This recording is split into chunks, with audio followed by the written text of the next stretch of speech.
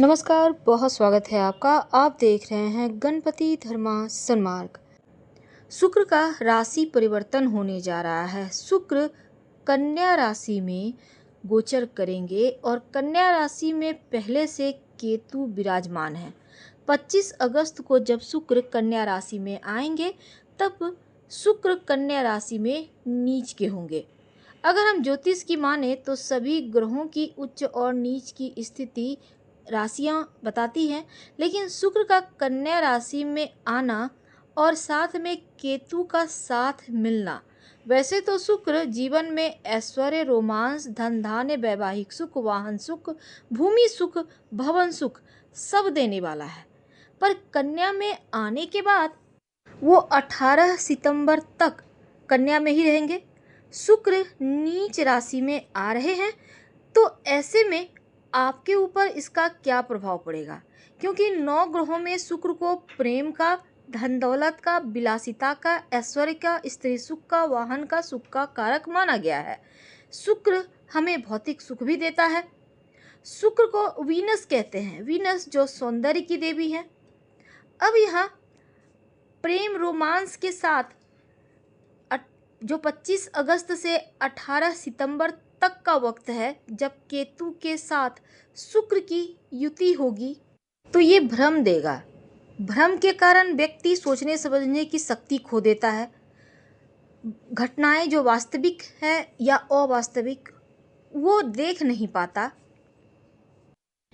भौतिक विलासिता से भी असंतुष्टि देता है जब शुक्र और केतु की युति होता है, क्योंकि दिशाहीन केतु प्रेम के ग्रह शुक्र को रिश्तों में विभिन्न दिशाओं में ले जाता है, संघर्ष, गलतफहमी करवाता है और आपको एहसास तक नहीं होने देता।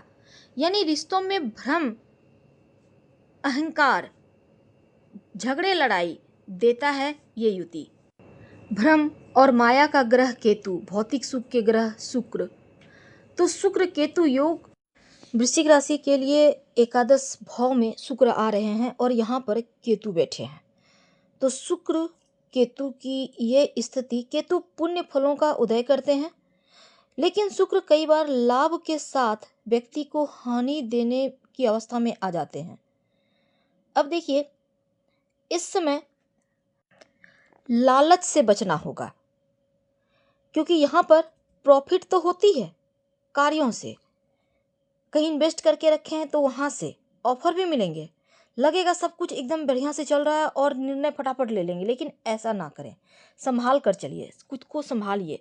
पॉजिटिव रिजल्ट पाने के लिए थोड़ी धैर्य की आवश्यकता होगी, और खासकर आप अगर रिलेशनशिप में हैं, चाहे वो लव हो या वैवाहिक जीवन हो, तो पूरी तरह से छोटी छोटी बातों में आकर एकदम से निगेटिव मत हो जाइएगा।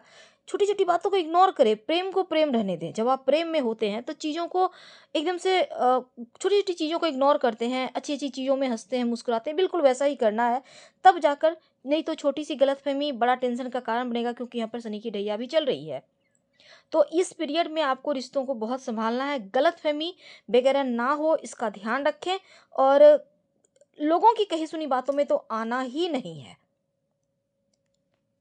तो वृश्चिक राशि वाले के लिए शुक्र 7वें और 12वें भाव के स्वामी हैं और आपके 11वें भाव में इस समय।